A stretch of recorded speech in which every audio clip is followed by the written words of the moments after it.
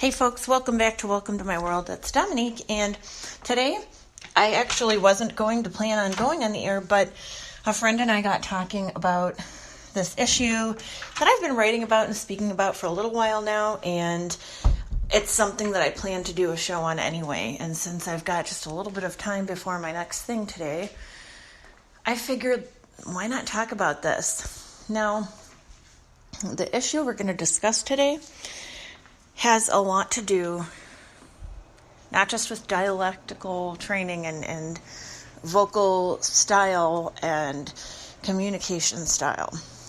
It actually has to do with expectations. It has to do with perceived societal roles.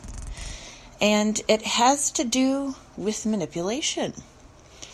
Now, stay with me on this because I may not be going where you think I'm going, especially when I mention manipulation with regard to this particular topic. Now, what we're going to discuss today is the topic of baby talk. And you're probably going, what? Why is this something we need to talk about? Baby talk? Who cares? Well, I'm not talking about when we speak to babies or animals, which actually has been proven to assist, particularly in dogs, with their understanding of what we're trying to say to them. Okay, so that's not what I'm talking about. I'm talking about when you hear a grown woman talking in a baby voice.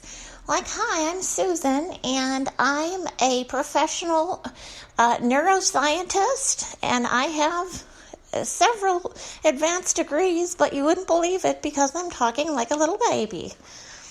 My mommy and daddy bought me a horse. Okay, so this is the sort of thing I'm talking about. I'm not talking about just speaking like to a little baby or to a toddler or to your dog.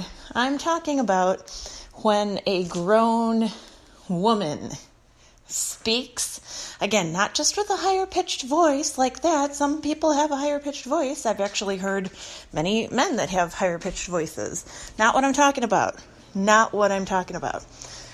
What I'm referencing is when the voice is an affectation, when baby talk is the goal, okay, when they're trying to accomplish sounding like an infant, which is perplexing to those of us who have led sort of more healthy, normal, whatever that means, lives.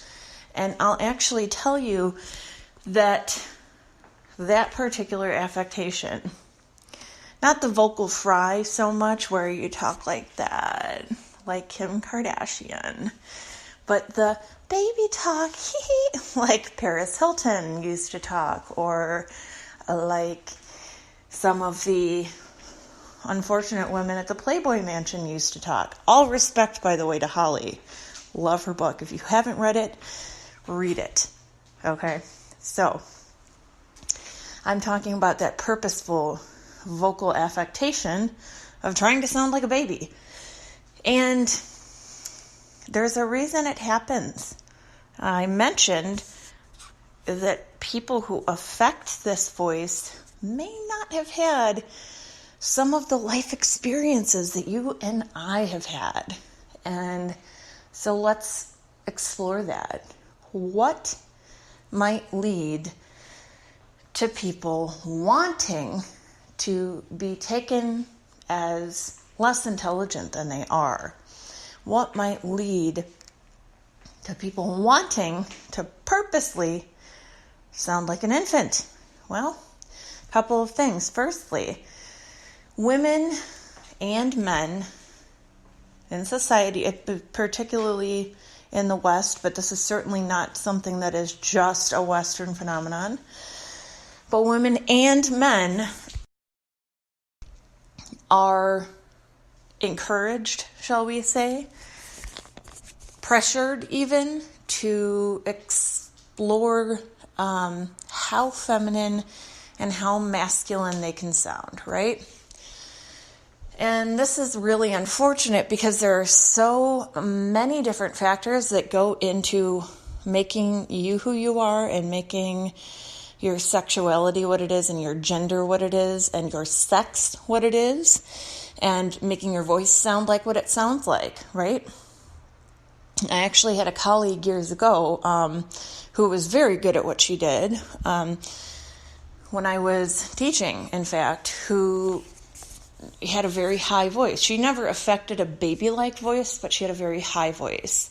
And she kind of would talk like that. Well, it wasn't an affectation. It wasn't vocal fry. She had vocal cord polyps. And so it's, I think it's important to distinguish between somebody who's affecting this voice on purpose and somebody who simply can't speak the way that they maybe want to speak and can't sound the way that they want to sound and can't sound the way that perhaps they should sound, if they didn't have damage to their vocal cords.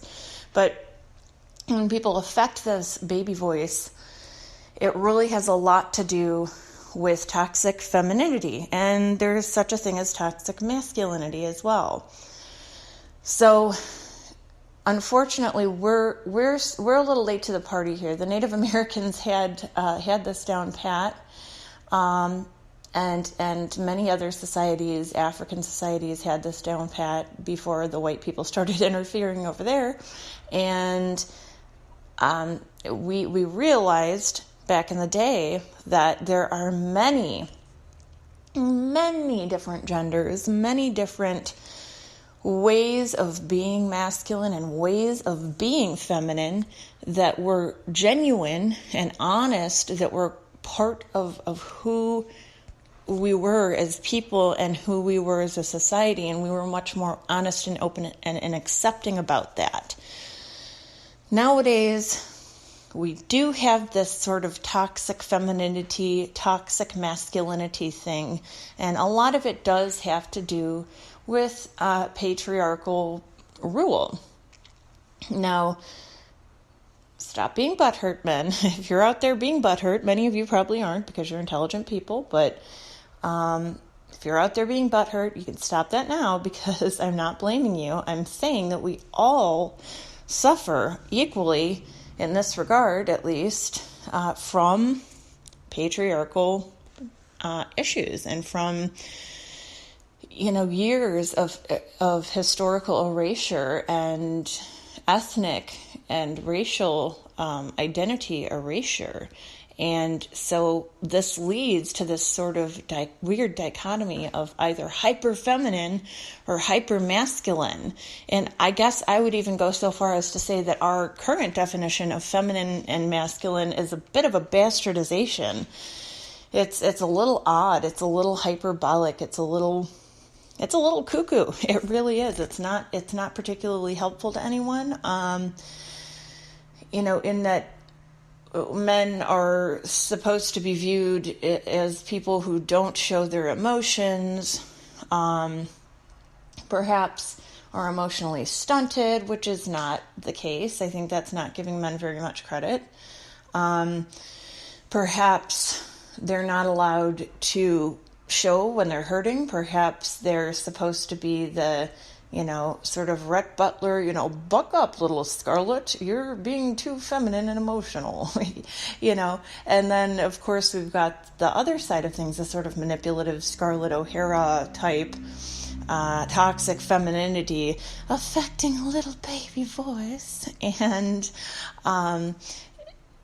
seeming as if we're totally helpless and need to be cared for until we just become so damn aggravated that we just, our true selves burst through that facade for a moment, and then we're labeled as bitches. So again, it's really, in this regard, it affects men and women very, very equally. And I think we need to really discard the toxic femininity and toxic masculinity we have going on. So that's our little background piece of information here. Now, as far as why people affect this voice, why women affect this voice, it's not just the toxic femininity at play. It's not just the loss of feelings of self, of power, of realization of who we are as individuals and as parts of society.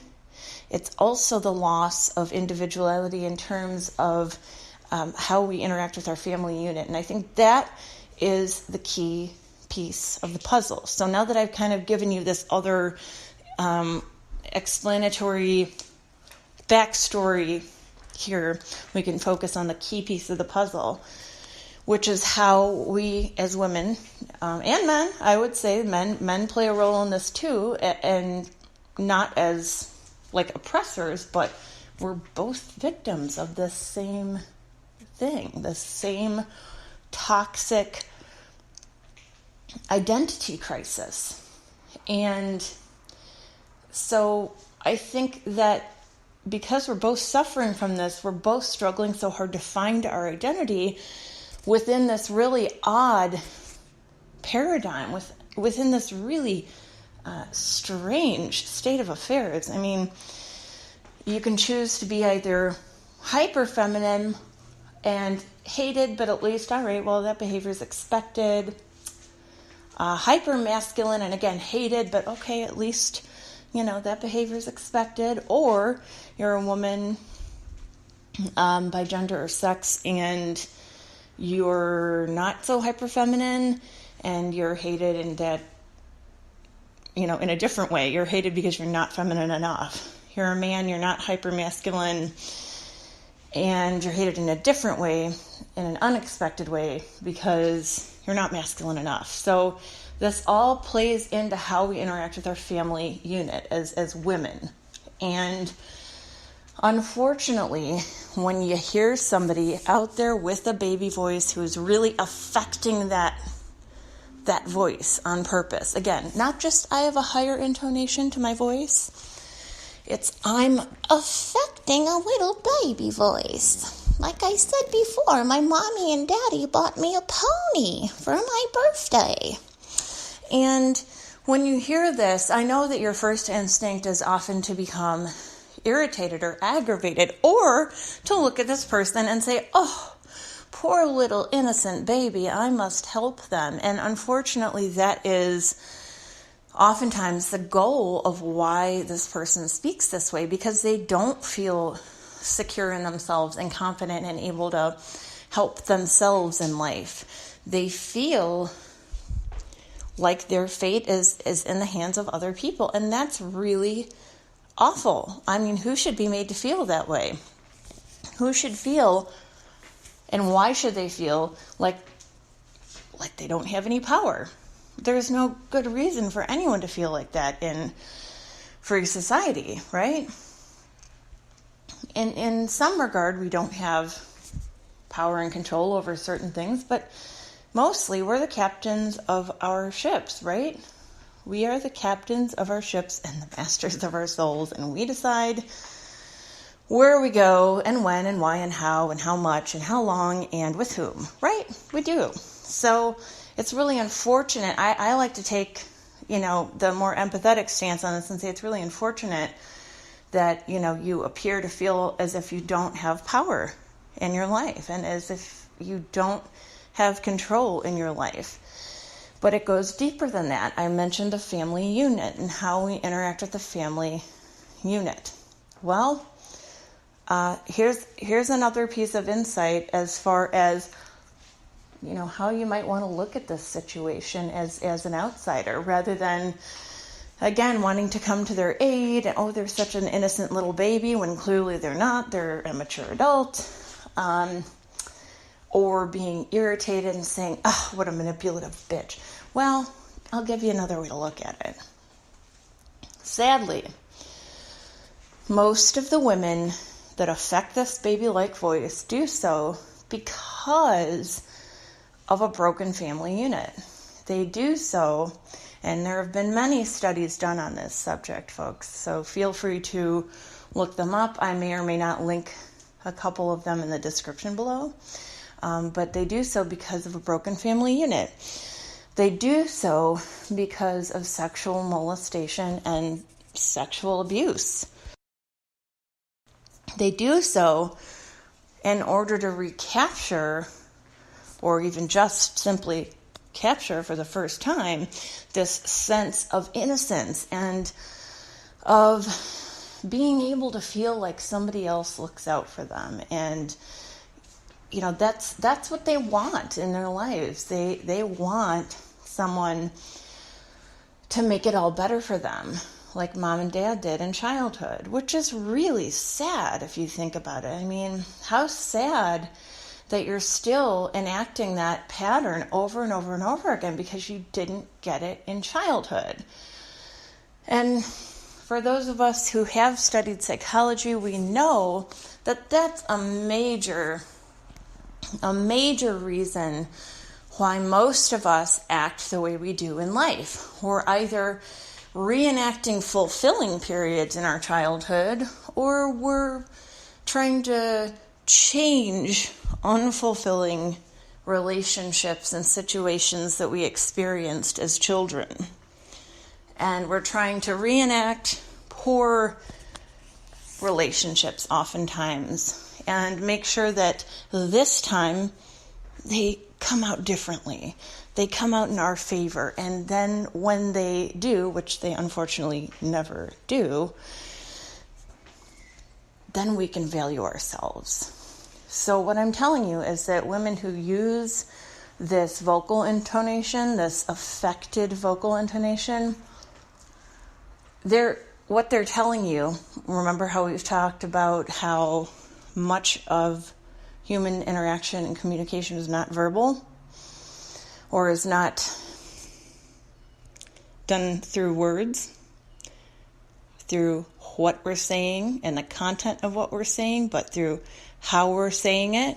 Well, this is a good example of that, because oftentimes, really, again, I want to say 9 times out of 10, and in my experience, as well as in the experience of other well-known doctors and practitioners of psychology and mental health and wellness, in their opinions, as well as in mine, in their experiences, as well as in mine, folks who affect this vocal intonation, this style of speech, this cadence, 9 times out of 10 have been sexually abused, sexually molested by a parent, more often than not, or by another caregiver, which in childhood, which is really awful.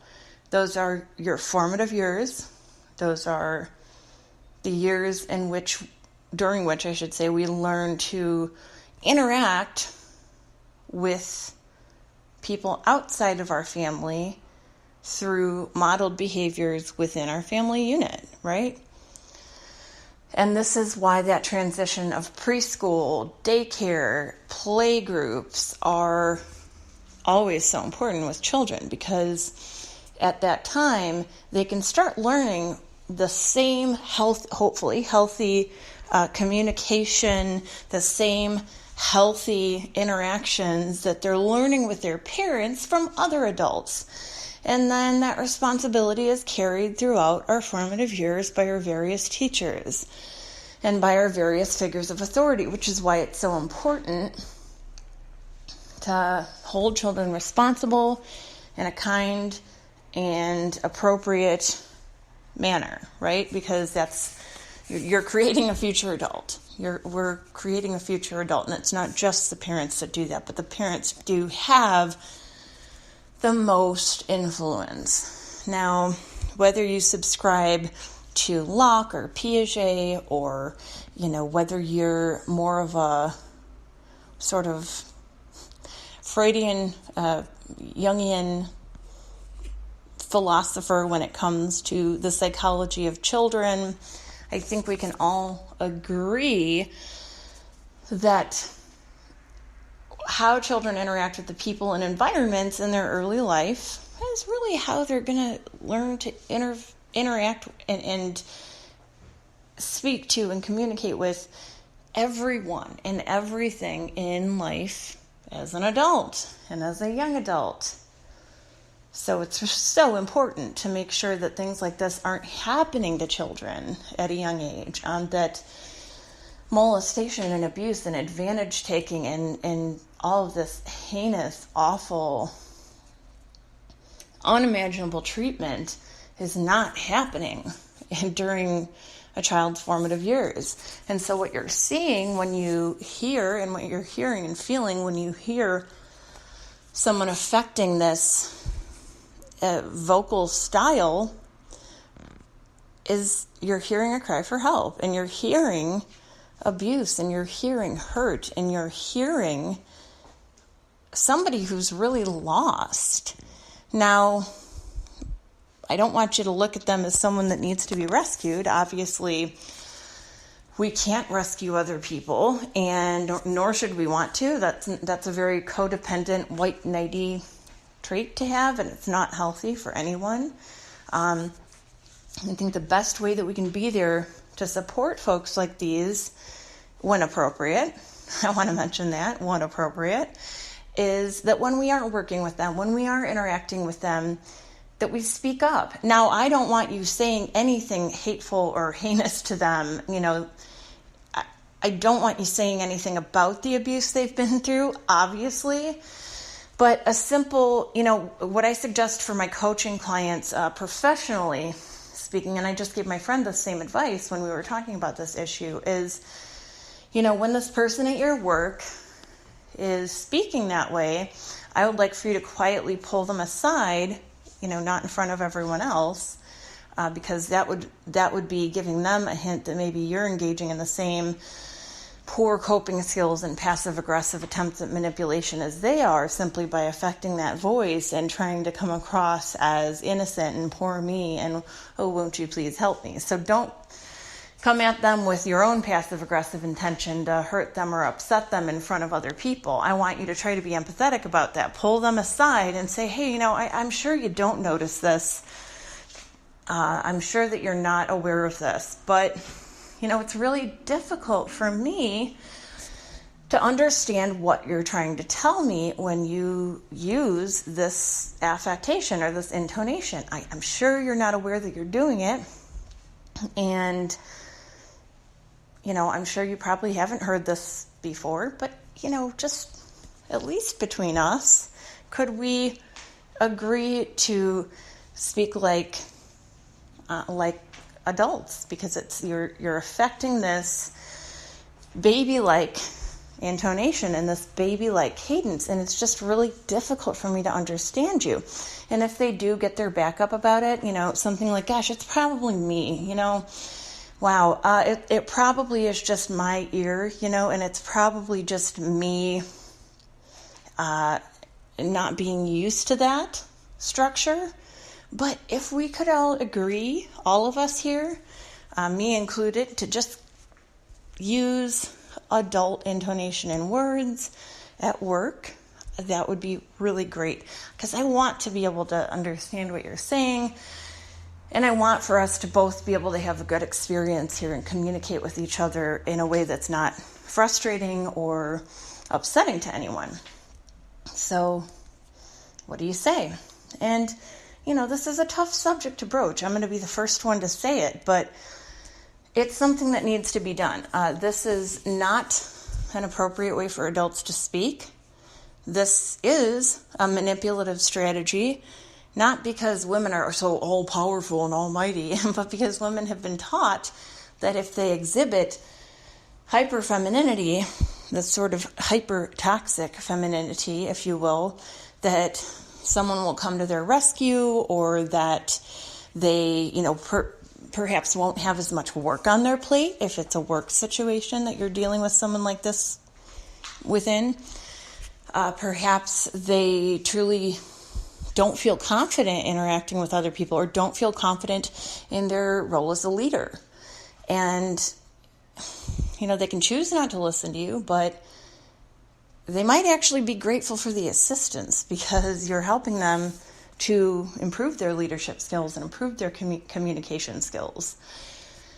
And, of course, you may face a sour reaction up front, but I can virtually guarantee you that as they consider this, if they really do want to excel in their career or at whatever they're doing, that they will at least take it, sit with it, and think about it.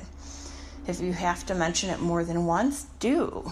Again, not confrontationally, not passive aggressively, not in front of tons of other people, but just, a gentle pulling aside. Hey, sure you don't notice this about yourself, and maybe you've got kids at home right now.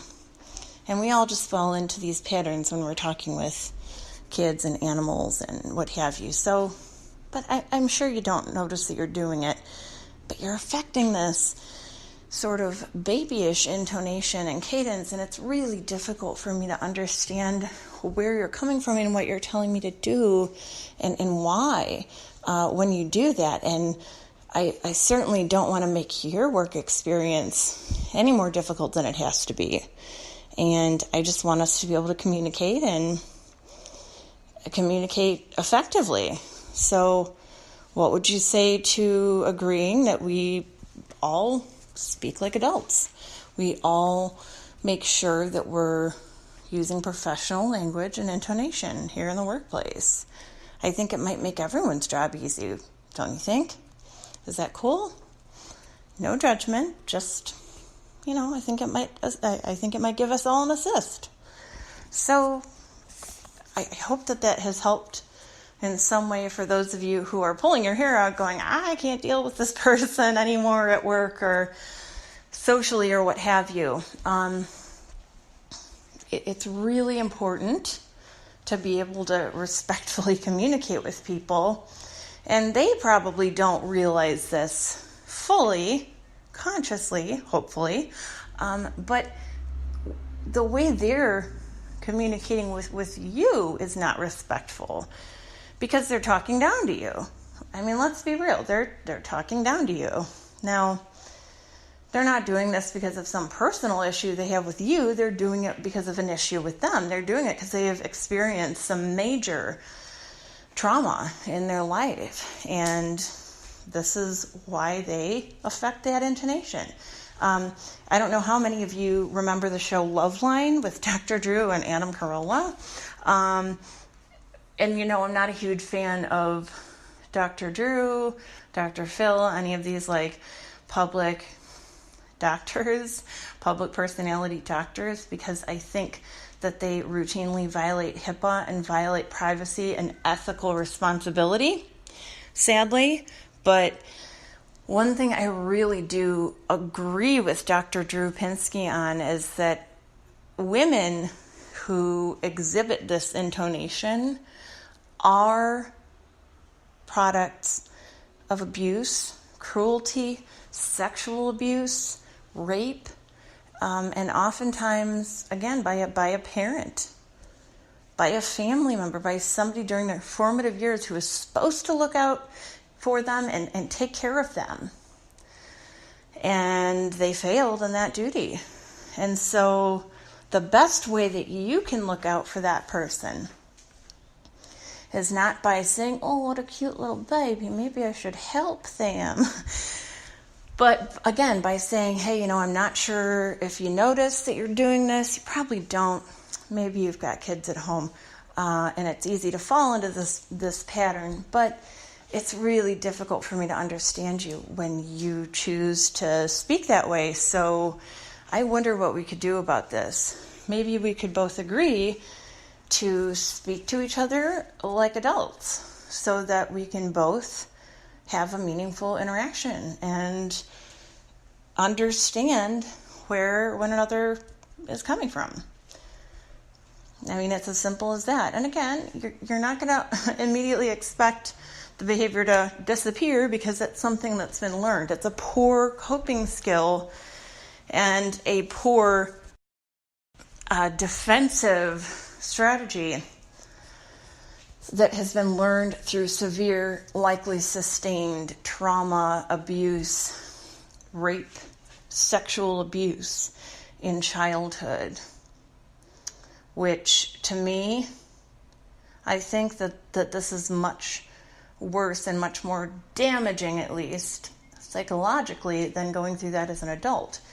Because as an adult, you have a better grasp on the world and what's going on in it. It's still horrific and awful, but it's not going to become the same part of who you are as it will if you go through something like this as a child, and if the person or people doing the advantage taking are supposed to be looking out for you and caring for you, right?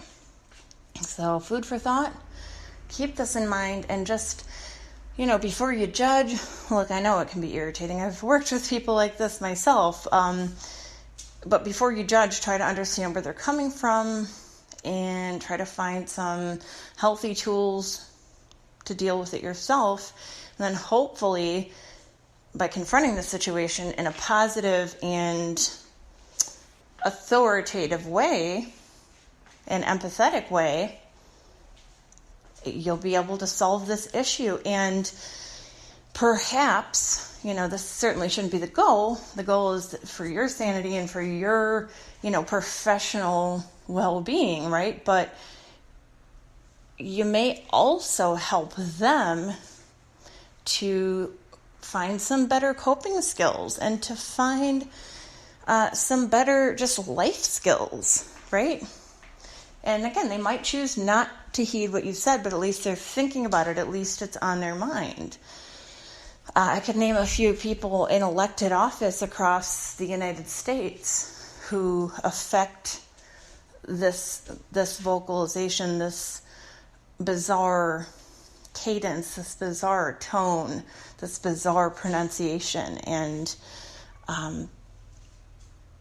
when I look at those people, aside from the fact that I think maybe they should not be holding public office, at least at this time, until they've worked through whatever trauma they can work through and become a little bit more self-aware and able to serve their own needs and therefore the public's needs, I still have empathy for those people. Now, as many of you know, this can also tie into cluster B personality disorders like narcissism and sociopathy, psychopathy, histrionic personality disorder, borderline personality disorder, abuse, particularly sustained and sexual abuse during the formative years by those who are responsible for caring for children can create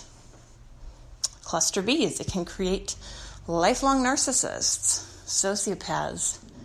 It's very sad. It's a very, very sad situation. So perhaps some empathy is in order, and perhaps some authoritative communication is in order. Now, you can't stop a cluster B from being a cluster B. There's no healing for it. There's no stopping it.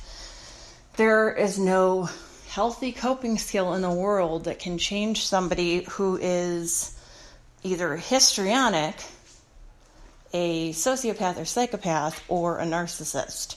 Borderline, well, there's some hope for folks with borderline personality disorder nowadays. But psychopaths, sociopaths, narcissists, histrionics, I'm sorry to say there really isn't hope for treatment.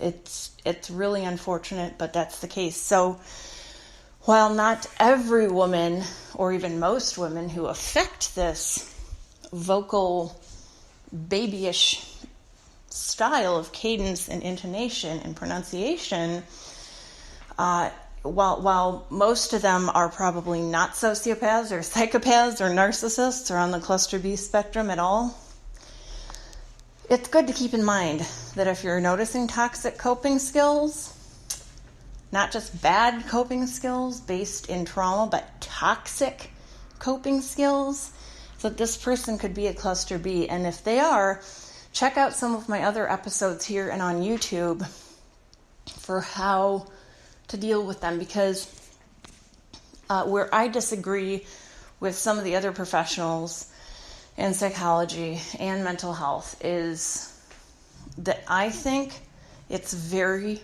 possible not to have a, slamming good time with these people, but to at least somewhat peaceful adjacent, perhaps, to peacefully adjacent coexist with people who are disordered.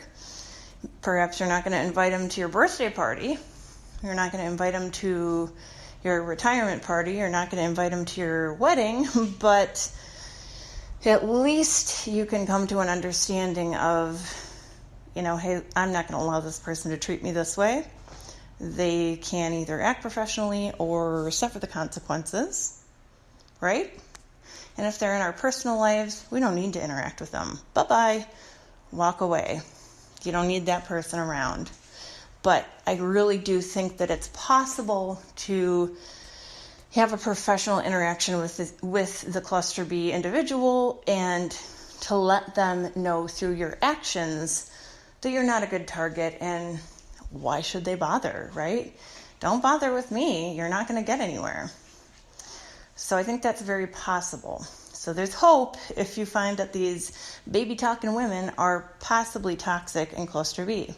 And if they're not, you can, at the very least, have some extra empathy for them.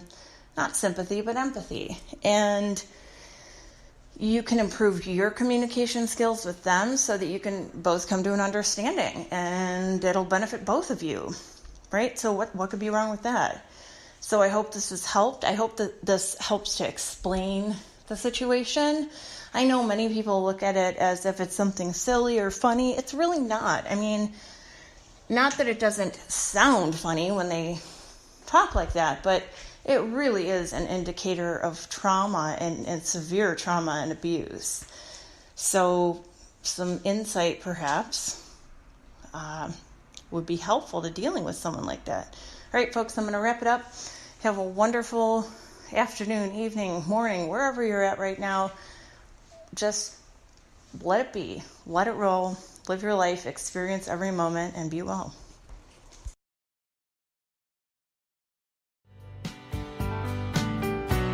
But it was long ago. Jane, it was lovely. She was the queen of my night. There in the darkness with the radio playing low end, and the secrets that we shared